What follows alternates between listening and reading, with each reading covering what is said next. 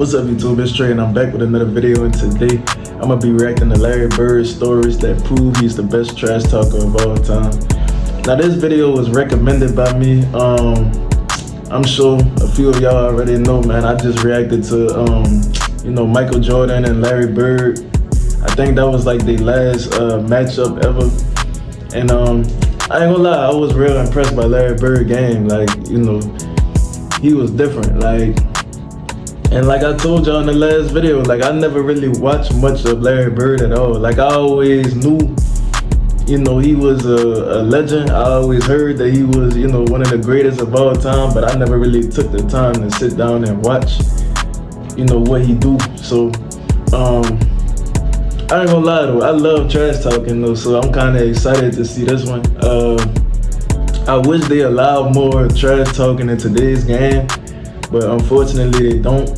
So like I said, I'm excited for this one. But yeah, man, y'all make sure y'all like, comment, subscribe. Also make sure you hit the notification bell so you don't miss no videos. And also make sure you follow me on Instagram and TikTok. I'm gonna have all that information in the description down below.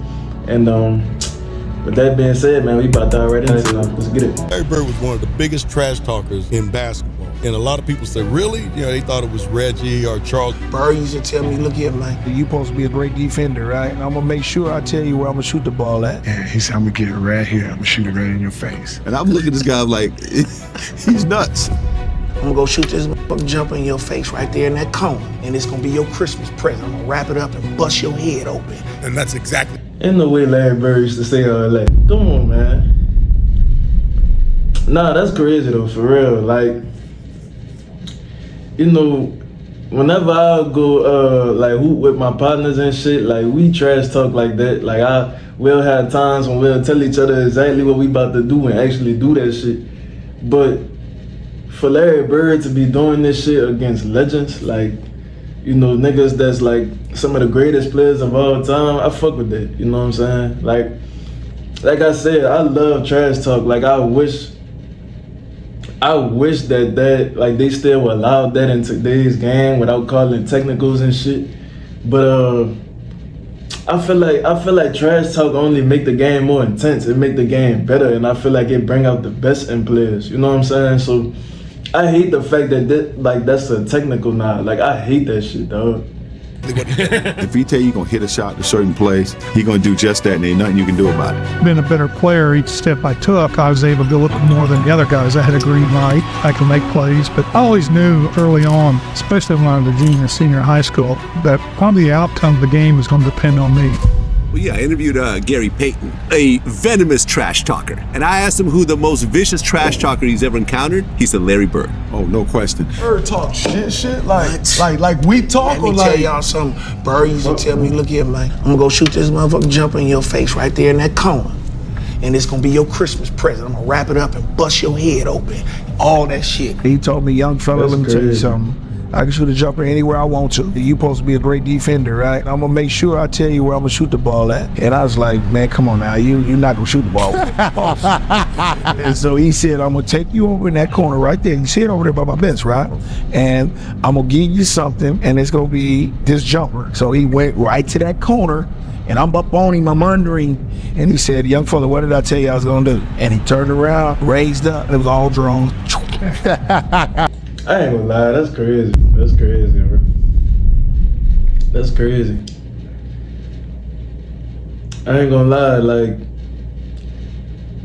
to trash talk somebody and then actually like back that shit up, that's a whole different thing. Especially like when you, like what Gary Payton just said, like if a motherfucker actually tell you what they about to do before they do it, and then like Larry Bird really popping his shit, like he like, yeah, like what he just said, like, yeah, what I just told you I'm about to do. So to actually do that shit, I ain't gonna lie, I'll probably foul the fuck out Larry Bird. Yeah, I'll probably tackle that nigga on the court. You know what I mean? I'll be out there playing football. And I said, shit, I ain't gonna mess with you no more. He was the coldest dude I ever seen with that shit, man. Everybody be talking about these greats. They don't be always mentioning him. He was the shit. Yeah. The shit, man. He'll give it to you any way he wanted to. Larry Bird was Bird didn't talk trash to you, Oh did my he? God, Bird talked trash to everybody. I always tell the story about Larry Bird. I remember him, he was cursing under his breath. And I asked him, I said, Larry, what's going on with you? He says, you guys are being disrespectful to me. And I says, what are you talking about? He says, you guys are putting a white guy on me. That's disrespectful. I just started laughing. I had no comeback. But he says, it's disrespectful when y'all put a white guy on me.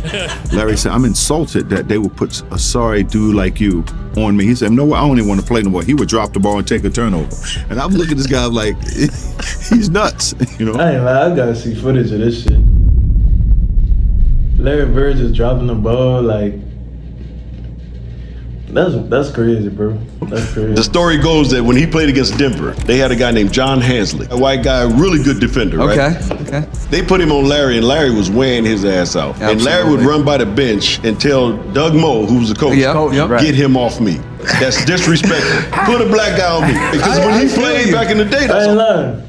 That's the type of shit I'll do. You hear me? Like, I grew up playing basketball and shit, but like, if I was like that nice to the point where like I could do whatever the fuck I want to do at any time on the court, I could see myself doing that. I could see myself like running past the bench talking to the head coach like, man, get this nigga off me. You hear me? Like, I fuck with shit like that. Like, I love trash talk, bro. Like, all he played against was brothers. That's so hilarious. he was like, I had to torch his ass so they understand. And Larry got on the roll, started shooting the ball. Every shot was going in. All right, he runs by Frank Layden, the funniest guy in the league. And Frank is coaching, and Larry says to him, hey, Frank, don't you have anybody on that bench that can guard me?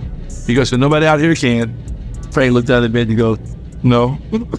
Along with Steve Jones and Rick Barry, this is Bob Neal. Just moments before the American Airlines Sheraton long-distance shootout. The All-Star game is in Dallas, the first three-point contest, and he just starts looking at guys, doesn't say a word, and people are getting kind of nervous. Everybody's sitting there, everybody's real quiet. You knew the guys, but you never were around them. And nobody's really saying anything, so I walk in and look around, and then he finally speaks and says, I'm just looking to see who's going to finish second. And says, I hope all you guys in here are thinking about second place because I'm winning this. Excuse me? Did you really say that? Who's playing for second? Yeah, I did. I so bad. When you walked in there, what were you thinking when you made that announcement to the room? Just messing with all those guys? I know going into that, I remember in the locker room, Robert said something that there's no way in hell I was going to win that three-point contest. So I knew right then I had to win it. That chick's had my name on it for a week now, and I knew I was going to win this thing. I've been practicing, and my teammates said I wasn't going to win it, but I came back and lucked out, really. Bird would luck out again the next year, but in 1988, it looked like his luck had finally run out. He certainly doesn't have that normal Bird rhythm going for him. Seconds remaining, has only 7, has to beat 15. That's 8, make it 9, and 10, and 11 as we're counting, 13. A huge rack that time for Bird. He's still got to drop one here quickly, 14. This is a tie for the money. Yo! And Larry Bird at the buzzer with He knew exactly what the score was. He knew that ball was going to win the competition for him, and it's almost like he did it in dramatic fashion just to make it more fun. He knew it when he let it go and was headed for the winner's circle. He didn't take off his top yet. I didn't see when he took off his top. Larry used to come in the locker rooms. He'd be getting his ankles taped, and he'd say, hey, ball boy, run in and go find the scoring record in this building. He needed those kind of challenges. He had accomplished every goal. We hadn't lost a game on the trip. And Larry told all of us players and the media too, tomorrow night's the last game. Man, let me find out Larry Bird really had these niggas spooked around the league, bro. I never knew this shit. Like, I really never knew this shit. Like, like I told y'all in the beginning of this video, I always knew that Larry Bird was a great player, that he was an all-time great. But I fuck with this shit. Like I keep telling y'all, I love trash talk. So like, I ain't gonna lie, this shit made me gain so much respect for this dude, bro. Cause like I said, I love today's NBA too, but I really just wish that they let these dudes trash talk, man. Like, I swear, I really feel like that shit'll do way better numbers. I feel like more people will tune in to these games. Like, man, trash talk really bring out the best in players. Like, that shit brings out the best. Like, I remember, even like, for example, like in the I think that was the 2000, if I'm not mistaken, I think that was the 2001 NBA Finals when Allen Iverson and Kobe was going at it in Game 1 and they was trash talking and shit. Like, that's what people want to see. People want to see the best players in the world really go at it. Like, not just physically, but fuck, like, mentally, all that. Like, they want to see each other they want to see players get in each other's head. Like, all of that shit is a part of the game, bro. Like, they made the NBA so soft nowadays. And I love the NBA because I feel like the skill set has evolved so much, but the game got so soft, bro. Like, it's so much shit they don't allow now. Game of the trip, I'm gonna play this with left hand. Like, how the fuck is trash talking automatic technical? You know, McHale was still coming off the bench. And so Larry scores his 6th point on a left-handed shot. And I'll never forget him. McHale yells out. And McHale goes, "Hey, Jerome, wait till he starts shooting right-handed." And at the end of 3 quarters, I get 27 points left-handed. Well, left-handed is one thing, but when the game got close, I had to go back to the right one. He could hold all these things in his head during a game. So he'd have a shooting drill at the old Boston Garden. 4:30 in the afternoon. I was an early guy. I'd set up early. The garden would be dark. You know, late in the afternoon by himself, dark garden. Come out with an equipment guy and just do the perimeter, shoot for half hour. All you heard was swishing. If he missed a shot during that thing, he'd say that the Bull Gang set up something wrong with the rim. You know, otherwise that would have gone in. I'd get there early, plug in my Stone Age computer right next to the bench. He'd come over, he'd call me Scoop, he'd say, "Scoop, what are you working on?" I'm like, "I'm doing an early story." Then I'd say, "Well, I'm doing an early edition newspaper story about your free throw streak. You are approximating the NBA record for consecutive free throws, so don't miss one tonight or I'll look bad in the paper." Sure enough, first half, he goes to the line for 2, and the foul line is lined up right where we're sitting if he looks over. He's at the line, he makes the first. He looks over and winks at me. He looks over and winks at me before he makes the second. I mean, guys don't do that today. And he would... Always thinking about these things. It's like paying off a bet in the middle of a game. He was doing 2 things at once. Well, you had the bird night. I had the bird night. That was a tough night, man. But nobody was guarding Bird, were they? Well, we were trying. You were trying to. No, but when a guy is literally coming up the court, calling his shots, it's in that game, we're on the free throw line, and he's like... Oh, and I ain't gonna lie to y'all, man. I'm gonna tune into like Larry Bird versus Magic Johnson and all that shit too, because I know they was a rivalry.